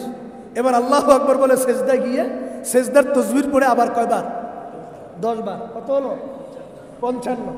আবার সেজদা থেকে উঠে বসে দুই সেজদা, এই কি বলে যে 2 সেজদার মাঝখানে এখানে পড়বেন কয়বার? 10 বার। কত হলো? 65। আবার দ্বিতীয় সেজদা গিয়ে সেজদার তাসবিহ আদায় করে কয়বার? কয়বার হলো? 75। ক্লিয়ার? এই এক রাকাতে 75 করে দ্বিতীয় রাকাতে এইভাবে দ্বিতীয় রাকাতে দাঁড়ায় যাবেন। ওই কেরাত পড়ার আগে, সূরা পড়ার আগে 15 বার, সূরা কেরাত পড়ার পরে দাঁড়ানো অবস্থা আবার 10 বার। এইভাবে 75 বার যদি কেউ তাসবিহ পড়ে, আপনি নিজেই বলেন আপনার মাইন্ডটা কি অন্যদিকে যাবে? মশায় কামড়াইলে কি খবর হবে? কেউ যদি ঘুষিও মারে তাও খবর হবে না যে আমার ঘুষি দিচ্ছে, কারণ আপনার খেয়ালটা কোন দিকে ভাই? এই তসবির দিকে। কোন দিকে? এই তসবির দিকে। এই জন্য হাদিস এসেছে, কিতাবের মধ্যে আসছে, আপনি যদি তসবি মনে রাখতে না পারেন, ভুলে যান, খেয়াল করেন, যদি ভুলে যান তাহলে আপনি আঙ্গুলের টিপে টিপে মনে রাখবেন। এই এক, বুঝছেন তো? এবার এই আঙ্গুলের টিপে টিপে মনে রাখবেন, এবার তো মনে থাকবে। রুকুতে যখন যাবেন ওই হাঁটুর মধ্যে যে হাত আছে আঙ্গুলের টিপে টিপে মনে রাখবেন। সেজদায় যাবেন আঙ্গুলের টিপে টিপে মনে রাখবেন, তাহলে আর কি হবে না, অসুবিধা হবে না। হ্যাঁ, ভুলে যদি একটা রকমের তসবি ছুটে যায় তো এই তসবিটা ওই রাকাতে আরেক রকমে আদায় করে ফেলবেন। যেমন আমি বলি, আপনি মনে করেন প্রথম রাকাতে সূরা ফাতিহার আগে 15 বার পড়লেন, কিন্তু সূরা ফাতিহা আর সূরার পরে 10 বার ভুলে গেছে, রুকুতে চলে গেছে। রুকুতে যায় মনে পড়লো, আরে আমি তো কি পড়লাম না, ওই 10 বার রয়ে গেছে। এখন যদি আপনি দাঁড়ায় যায় আবার পড়েন তো নামাজ শেষ। বুঝা আসছে নি মাসালা? একরকম থেকে আরেক রকম দাঁড়ানো যাবে না। হ্যাঁ, ওই রুকুতে ওই 10 বারের সাথে এই 10 বারও পড়ে নেবেন। কয়বার পড়বেন? 20 বার। আশা করি মাসালা আপনারা মুফতির চাপ বানাই দিতেছি আপনাদেরকে, আপনারা সাব মুফতি ইনশাআল্লাহ, অসুবিধা নেই। কথা যেগুলো বলতেছি অথেন্টিক, আমি দেখে শুনে পড়ে এসে বলতেছি, পড়াই তারপরে বলতেছি। যাই হোক, এবার বুঝছেন তো ভাই? তাহলে আমরা ইনশাআল্লাহ সালাতুত তাসবিহ নামাজ আদায় করবো ইনশাআল্লাহ। বলেন না ইনশাআল্লাহ? আল্লাহ তৌফিক দান করেন, আমি। এটার পরে বেশি সময় লাগবে না, সর্বোচ্চ আধা ঘন্টা। আর যেহেতু আপনি একটু নতুন, তাহলে আপনার জন্য হয়তো 40-45 মিনিট লাগতে পারে, আমাদের জন্য 20 থেকে 25 মিনিট, এর বেশি প্রয়োজন হয় না। এইভাবে আপনি পড়বেন, আপনার ওয়াইফকে বলবেন, মেয়েকে বলবেন, ছেলেকে বলবেন। ছেলে যদি কোথাও থাকে বলবেন, বাবা সময় পাবি দুষ্টামি করার, আজকে চলে আয়, আজকে চলে আয়। আজকে যদি সালাতুত তাসবিহ নামাজ আদায় করস, তোকে আমি অমুক হাদিয়া দিব, এই উপহারটা দিব। এইভাবে একটু লোক দেখান না বাচ্চাদেরকে, আজকে রাত্রে একটু লোক দেখান যে বাবার সাথে পড়ো, মায়ের সাথে পড়ো, তুমি যদি পড়ো তোমাকে আমি হাদিয়া দিব, তোমাকে আমি উপহারটা দিব। এটাও যদি করতে পারেন হয়তো বাচ্চার দিল পরিবর্তন হয়ে যেতে পারে। কোন কাজে ভাই আল্লাহ দিল পরিবর্তন করে দেন, আল্লাহর বান্দা নিজেও কি জানেন না। এই জন্য আমাদের আজকের সবচেয়ে গুরুত্বপূর্ণ আমল হচ্ছে নফল নামাজ আদায় করা। কি করা? মতলব জেনারেল নফল নামাজ অথবা সালাতুত তাসবিহ নামাজ আদায় করা। দ্বিতীয় নম্বর, আমরা পরের দিন রোজা রাখবো। হাদিসের দ্বারা আমরা যেটা পেলাম, পরের দিন কি রাখবো? রোজা রাখবো। সবাই রাখার চেষ্টা করব, যদিও ফরজ না, ওয়াজিব না, কিন্তু এটা রাখা সুন্নত, সওয়াবও আছে, রমজানের ট্রেনিংও হয়ে গেল ইনশাআল্লাহ। 3 নম্বর আমাদের কাজ হলো বেশি বেশি করে আমরা এই রাত্রে গুনাহ মাফ চাইব ইনশাআল্লাহ। আগেও তো বললাম, দোয়া, ইস্তেগফার, তওবা, গুনাহ মাফ চাইব ইনশাআল্লাহ। 4 নম্বর, আমরা প্রত্যেকেই কবরস্থানে গিয়ে আমরা আম্মা, আব্বা, আত্মীয় স্বজন সকলের জন্য পুরুষরা আমরা কবর জিয়ারত করবো ইনশাআল্লাহ। কারণ আম্মাজান আয়েশা বলেন, ওই যে আজকে দুপুরে বললাম জুমার টাইমে, যে রসুলকে আমি হারায় ফেলছি। হঠাৎ আমি ঘর থেকে বাইর হইয়া ফাকারাস্তুহু, আমি খুঁজতে বের হয়ে গেলাম, যায়া দেখি আল্লাহ রসুল জান্নাতুল বাকিতে দাঁড়ায়া দাঁড়ায়া কবর জিয়ারত করতেছেন। আর ইস্তাগফির লিল মুসলিমিনা ওয়াল মুসলিমাত ওয়াশ শুহাদা, সকল মুমিন মুসলমানের জন্য আল্লাহর দরবারে দোয়া করতেছে। তাহলে আমরা চেষ্টা করব ইনশাআল্লাহ, আজকে এই যে কবরস্থান এখানে আছে, যাদের কবরস্থান নাই বাসায় বসে অথবা আপনার কি বলে যে আমাদের মসজিদে বসে আমরা কবর জিয়ারত করব। কবর জিয়ারতের নিয়মটা একটু বলে দিই। কিংবা হুজুরের ডাকি টাকা দেওয়ার দরকার নেই, হ্যাঁ, নিয়মটাও দেন। হুজুর কইেন না, আবার বললেন না আবার আমার ভাত উঠে গেছে। হ্যাঁ, খেয়াল করে দিয়েন, হাদিয়া দিবেন, কাজ করাই দিবেন কেন? এমনি হাদিয়া দেন, সওয়াব বেশি হবে ইনশাআল্লাহ। কি ভাই, ঠিক কিনা? কবর জিয়ারতের নিয়মটা আমরা অনেকে জানি না, আমরা চেষ্টা করবো আজকে একটু জানার জন্য। আমরা সকলে পড়বো আসসালামু আলাইকুম ইয়া আহলাল কুবুর। এরপরে যদি জানেন আসসালামু আলাইকুম ইয়া আহলাল কুবুর মিনাল মুসলিমিনা ওয়াল মুসলিমাতি ওয়াল মুমিনিনা ওয়াল মুমিনাত, লম্বা অনেক দোয়া, আর দরকার নেই। এরপরে আপনি আলহামদুলিল্লাহ একবার পড়বেন, আলহামদু সূরা সবাই জানেন তো? আলহামদু সূরা জানেন না কে? একটু হাত তোলেন চাই। আসেননি কেউ? জানেন নাই? না, সবাই জানে আলহামদুলিল্লাহ। একবার আলহামদু সূরা পড়বেন, 3 বার সূরা ইখলাস পড়বেন। সূরা ইখলাস বুঝেন তো? বলেন না কি? বলেন না। আল্লাহুস সামাদ লাম ইয়ালিদ ওয়া লাম ইউলাদ ওয়া লাম ইয়াকুল লাহু কুফুয়ান আহাদ। এই সূরা ইখলাস 3 বার। কয়বার? হাদিসে আছে, বুখারী শরীফ, অরিজিনাল বুখারী সহিহ হাদিস। কেউ যদি একবার সূরা ফাতিহা, সূরা ইখলাস পড়ে, তাহলে সুলুসে কোরআন, 1/3 অফ দ্য হোলি কোরআন, পবিত্র কোরআনের 1 অংশের খতমের সওয়াব আল্লাহ আমলনামায় দিয়ে দেয়। আবার যদি 2 বার পড়ে তো 2 বার, যদি 3 বার পড়ে তাহলে 3 বার। এবার আপনারা বলে বলে চিন্তা করেন, কোরআন খতম আর দিব না, ওই সিবিটার কমলা লেবুর কথা হবে। এটা ফজিলত আছে। কোরআন খতম করলে একটা ফজিলত, সেটা তো আকাশ পাতাল ডিফারেন্স। কিন্তু সিবিটের কাজ কমলা লেবু দিয়ে হবে না, কমলা লেবুর কাজ সিবিট দিয়ে হবে না। চেষ্টা করতে হবে আমরা এই কোরআন শরীফ তেলাওয়াত করে খতম করবে ইনশাআল্লাহ। তো আমরা কবর জিয়ারতের মধ্যে একবার সূরা ফাতিহা, একবার কি 3 বার সূরা ইখলাস। এরপরে যদি কেউ জানেন সূরা ইয়াসিনের 1 মুবিন পড়বেন, কেউ যদি মুখস্থ জানেন, আল কারিয়া সেটা পড়বেন, আলহাকুমুত তাকাসুর, যা পারেন। এরপরে পড়ে খেয়াল করবেন কবর যেদিকে সেদিকে দাঁড়ায় দোয়া করবেন না, মুনাজাত করবেন না। একটু খেয়াল করেন ভাই, মাসালাগুলো খেয়াল করেন। কবর যেদিকে সেদিকে দাঁড়ায় কি করবেন না, মুনাজাত করবেন। কবরের উল্টো দিকে দাঁড়ায় মুনাজাত করবেন, সেটা পশ্চিম দিক হোক অথবা অন্য দিক হোক। আর যদি কবর উত্তর দিকে থাকে তাহলে পশ্চিম দিকে দাঁড়ায় মুনাজাত করবেন। মুসালা বুঝে আসছে ভাই? আমি একদিন কবর জিয়ারত করতে গিয়ে এখানে অনেককে দেখছি তার বাবার কবরের দিকে ফিরে ফিরে সে দোয়া করতেছে। এগুলো বেদাত, এটা কুসংস্কার না। আপনি অন্যদিকে ফিরে দোয়া করবেন, যেন কেউ বুঝতে না পারে আপনি কবর পূজা করতেছেন, কবরের সামনে মাথা নত করতেছেন। হাদিসের ভাষা, কিতাবের ভাষাটা হলো কবর যেদিকে অন্যদিকে ফিরে আপনি কি এমনি কবরের দিকে ফিরে কবর জিয়ারত করবেন, কিন্তু দোয়াটা কোন দিকে? উল্টা দিকে ফিরে দোয়া করবেন। যদি পশ্চিম দিকে করতে পারেন, কোনো কবর না থাকে, তাহলে কি হবে? বেশি ভালো। মশালা বুঝছেন তো ভাই? এবার আমরা সকলে চেষ্টা করব, আমরা কবর জিয়ারত করব। এখন আমাদের বয়ান শেষ করার পরে, দোয়ার পরে যে যা পারেন কিছু খাইবেন, বাসায় যায়া একটু শরীরে বল নেবেন। বল টল না নিয়ে এবাদত করেন না। রসুল রাগান্বিত হয়ে গেছেন। একবার এক সাহাবী কইতেছে যে আল্লাহ রসুল রোজা রাখতেছেন এইভাবে না খেয়ে, তা আমিও না খেয়ে রোজা রাখবো। রসুল বলতেছেন, তুমি কি আমার মতো পাগলা? আমাকে তো আল্লাহ খাওয়ায়, আমাকে তো স্বপনে খাওয়ায়, আমাকে তো ওহির মাধ্যমে খাওয়ায়, তোমাকে তো খাওয়ায় না, তুমি দুর্বল হয়ে যাবে। সবে ভেসাল জায়েজ নাই, এই জন্য কিছু খায়া ইবাদত করতে হবে। যেটাই হোক, বাসায় গিয়ে, দোকানে গিয়ে, যেখানে গিয়ে কিছু খেয়ে আবার চলে আসবে। যদি শরীরটা একটু টায়ার্ড মনে হয়, আধা ঘন্টা 1 ঘন্টা ঘুমিয়ে মোবাইলে অ্যালার্ম দিয়ে, ভালো করে অ্যালার্ম দিয়ে আবার চলে আসবেন। আর যদি দেখেন না কন্ট্রোল করতে পারবেন না, আপনি আসতে পারবেন না, তাহলে থেকে যান ইনশাআল্লাহ। ইবাদত করেন, তাহাজ্জুদ পড়েন, এরপরে গিয়ে বাসায় সেহরি খেয়ে তারপরে ফজরের নামাজ পড়ে, তারপরে ফজরের নামাজ যেন কারো মিস না যায় ইনশাআল্লাহ। ঠিক আছে তো ইনশাআল্লাহ? এরপরে আমাদের আসছে আমরা তেলাওয়াতে কোরআন করব ইনশাআল্লাহ। মসজিদে বসে আমরা যারা আসি, যদি পারেন 1 রাতেই কোরআন খতম দিয়ে দেন। আর যদি না পারেন, মসজিদে বসে, এই মসজিদের লাইট যদি অথবা যেভাবে কেউ থাকতেছে ইবাদত করতেছে বন্ধ করবেন না। হ্যাঁ, পাহারাদারি রাখবেন যেন কোনো সমস্যা না হয়, পাহারাদারি রাখবেন। বাকি উন্মুক্ত করে দিবেন আজকের মসজিদ ইনশাআল্লাহ।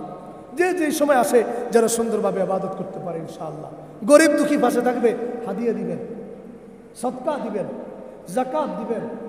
এই সদকাগুলা গরিবকে দান করবেন। যত গরিব দেখা হবে দান করব। সাধারণ এতিম যারা আছে তাদেরকে দান করব।